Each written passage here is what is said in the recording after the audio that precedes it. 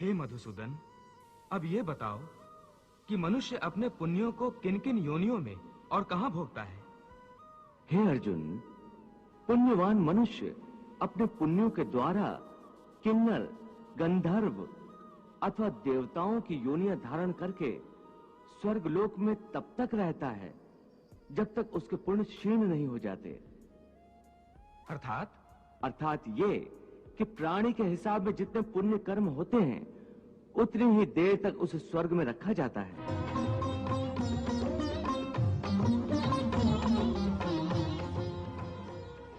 जब पुण्यों के फल की अवधि समाप्त हो जाती है तो उसे फिर पृथ्वीलोक में वापस आना पड़ता है और मृत्यु लोक में पुनर्जन्म धारण करना पड़ता है। प्राप्त पुण्य कृताम लोकान उष्यत्वा शाश्वती समाह शुचीनाम श्रीमताम गेहे योग भ्रष्टो अभिजायते। परंतु स्वर्गलोक में मनुष्य के पुण्य क्यों समाप्त हो जाते हैं? वहां जब वो देव योनि में होता है तो वो अवश्य अच्छे कर्म करता होगा, उसे इन अच्छे कर्मों का पुण्य तो प्राप्त होता होगा। नहीं अर्जुन, उच्च योनि में देवता बनकर प्राणी जो अच्छे कर्म करता है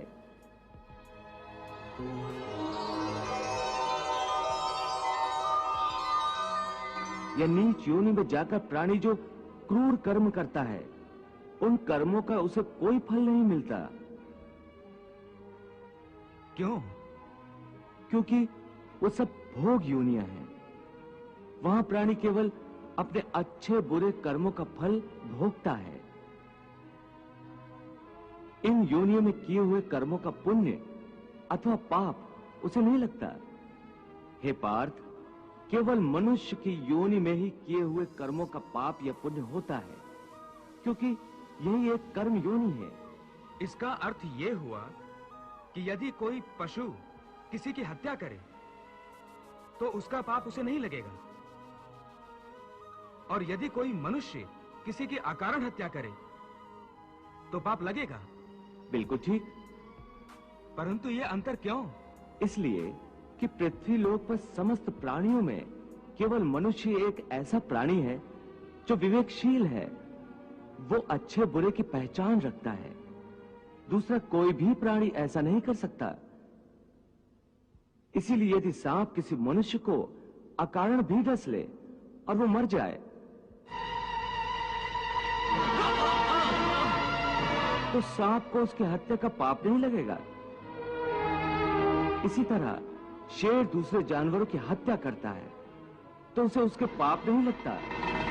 या बकरी का उदाहरण लो, बकरी किसी की हत्या नहीं करती, घास फूस खाती है, इस कारण वो पुण्य की भागी नहीं बनती।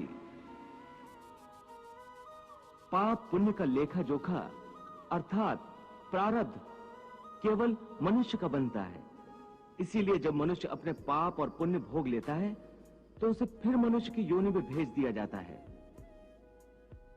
ते तम भुक्त्वा स्वर्गलोकम विशालम क्षीणे पुण्ये मर्त्यलोकम विशन्ति एवं त्रिधर्मम अनुप्रपन्ना गतागतम काम कामा लभन्ते।